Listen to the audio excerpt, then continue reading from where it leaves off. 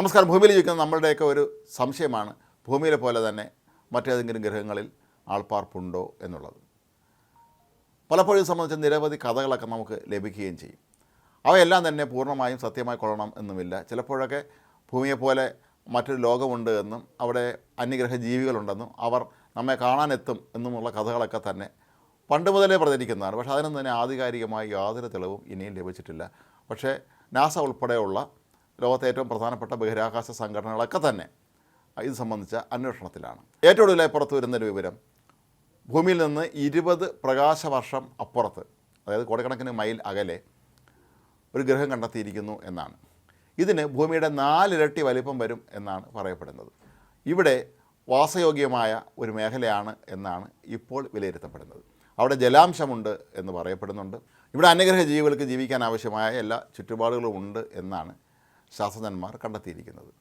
പക്ഷേ ഇതിലൊരു വലിയ പ്രശ്നമുള്ളത്, ഭൂമിയിൽ നിന്ന് 20 പ്രകാശവർഷം അകലെ എന്ന് പറയുമ്പോൾ എത്രയോ കോടിക്കണക്കിന് മൈൽ അകലെയാണ്.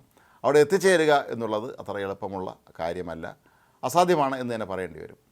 പിന്നെ നമുക്ക് എന്താണ് ചെയ്യാൻ കഴിയുക എന്ന് വെച്ചാൽ, ഇപ്പോൾ വളരെ അത്യന്താധുനിക സംവിധാനങ്ങളുള്ള ദൂരദർശിനികൾ, ടെലസ്കോപ്പുകൾ നിരന്തരമായി ഇപ്പോൾ പല ഗവേഷണ സ്ഥാപനങ്ങളും തയ്യാറാക്കുന്നുണ്ട്. അവ ഉപയോഗിച്ചുകൊണ്ട് ഇവ നമുക്ക് കാണാൻ കഴിയും എന്നാണ് പറയപ്പെടുന്നത്. ഒരു 5 മുതൽ 10 വർഷം വരെ സമയമാണ് ഗവേഷകർ ഇതിനായി ചോദിച്ചിട്ടുള്ളത്. അതിനകം തന്നെ അന്യഗ്രഹങ്ങളിൽ, അതായത് ഈ ഇപ്പോൾ കണ്ടുപിടിക്കപ്പെട്ട ഗ്രഹം ഉൾപ്പെടെയുള്ള സ്ഥലങ്ങളിലൊക്കെ തന്നെ മനുഷ്യവാസമുണ്ടോ, അല്ലെങ്കിൽ അവിടെ ജീവിക്കാൻ പറ്റിയ അന്തരീക്ഷമാണോ തുടങ്ങിയ കാര്യങ്ങൾ മനസ്സിലാക്കാൻ പറ്റും എന്നാണ് ഈ ഗവേഷകർ ഇപ്പോൾ ചൂണ്ടിക്കാട്ടുന്നത്. EJ251c എന്നാണ് ഈ ഗ്രഹത്തിന് ഇവർ പേരിട്ടിരിക്കുന്നത്. ഏതായാലും ഭൂമിയേക്കാൾ വളരെ വലിപ്പമുള്ളൊരു ഗ്രഹമാണ് എന്നുള്ളത് ഇതിനെ ഏറ്റവും ആകർഷകമാക്കുന്ന ഒരു കാര്യമാണ്. ഒരുപക്ഷെ അവിടെയും ആളുകൾ താമസിക്കുന്നുണ്ടായിരിക്കുമോ എന്ന് പലരും സംശയിക്കുന്നുണ്ട്. കൂടാതെ മാത്രം ഇതുമായി ബന്ധപ്പെട്ട മറ്റൊരു പ്രധാനപ്പെട്ട സംഗതി, ഭൂമി സൂര്യനെ ചുറ്റുന്നത് പോലെ 100 കണക്കിന് നക്ഷത്രങ്ങളുണ്ട്. അവയിൽ വളരെ ശക്തി കൂടിയ ഒരു നക്ഷത്രത്തിന് ചുറ്റുമാണ് ഈ ഗ്രഹം ഭ്രമണം ചെയ്യുന്നത് എന്നാണ് കരുതപ്പെടുന്നത്. എന്നാൽ അത് എത്ര സമയമെടുക്കും, നമ്മുടെ ഭൂമിയെപ്പോലെ 365 ദിവസമാണോ അതോ അതിൽ കൂടുതലാണോ കുറവാണോ തുടങ്ങിയ കാര്യങ്ങളെക്കുറിച്ചൊന്നും തന്നെ ഇപ്പോഴും കൃത്യമായ വിവരങ്ങൾ ലഭിച്ചിട്ടില്ല.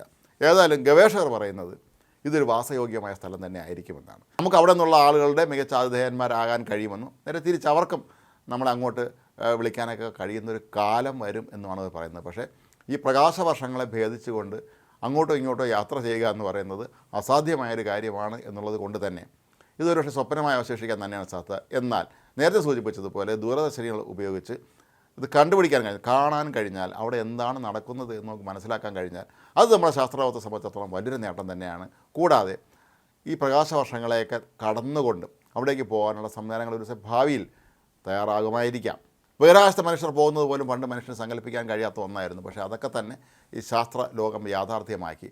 അതുപോലെ ഈ CJ251cയിലേക്കും ഒരു പക്ഷേ ഒരു കാലത്ത് അന്നത്തെ തലമുറ യാത്ര ചെയ്യുന്ന കാലം വരുമോ എന്നാണ് എല്ലാവരും പ്രതീക്ഷയോടുകൂടി ഉറ്റുനോക്കുന്നത്. ഏതായാലും ഗവേഷക ലോകം ഇതിനു വേണ്ടിയുള്ള തീവ്ര പ്രയത്നത്തിലാണ്. പുതിയ പുതിയ ദൂരദർശിനികൾ തന്നെയാണ് അവർ ഇതിനായി തയ്യാറായിക്കൊണ്ടിരിക്കുന്നത്. ഇതുപോലെ മറ്റു ചില ഗ്രഹങ്ങളുണ്ട് എന്നാണ് പറയപ്പെടുന്നത്. അവയും കണ്ടെത്താൻ ഒരുപക്ഷെ 5-10 വർഷത്തിനുള്ളിൽ കഴിയും എന്നാണ് ഇപ്പോൾ ശാസ്ത്രജ്ഞന്മാർ നമ്മോട് പറയുന്നത്. ഈ വിവിധ സാഹചര്യങ്ങളിൽ ഈ പുതിയ ഈ ഗ്രഹത്തിൻ്റെ അന്തരീക്ഷം എങ്ങനെയായിരിക്കും എന്നുള്ളതിനെക്കുറിച്ച് സിമുലേഷനുകൾ പോലും ഗവേഷകർ തയ്യാറാക്കിയിരിക്കുന്നു എന്നാണ് പറയപ്പെടുന്നത്. ഇവിടെ മറ്റൊരു വലിയ പരിമിതി ഉള്ളത്, ഇത്രയും ദൂരത്തിലുള്ള ഈ ഗ്രഹങ്ങളിലെ അവിടുത്തെ അതിൻ്റെ പ്രകാശം വളരെ കുറവായിരിക്കും എന്നുള്ളതാണ്. അപ്പോൾ അത് കണ്ടെത്തുക, അത്രയും ദൂരത്തിൻ്റെ പ്രശ്നമാണ് ഈ പ്രകാശം കുറയ്ക്കുന്നത്. അതിനെ അതിജീവിച്ചുകൊണ്ട് എങ്ങനെ നമുക്ക് കാര്യങ്ങൾ മനസ്സിലാക്കാൻ കഴിയും, അതിന് ഉതകുന്ന തരത്തിലുള്ള ദൂരദർശിനികൾ എങ്ങനെ നിർമ്മിക്കാൻ കഴിയും എന്നുള്ളതാണ് ഇപ്പോൾ ഗവേഷക ലോകം ചിന്തിച്ചുകൊണ്ടിരിക്കുന്നത്.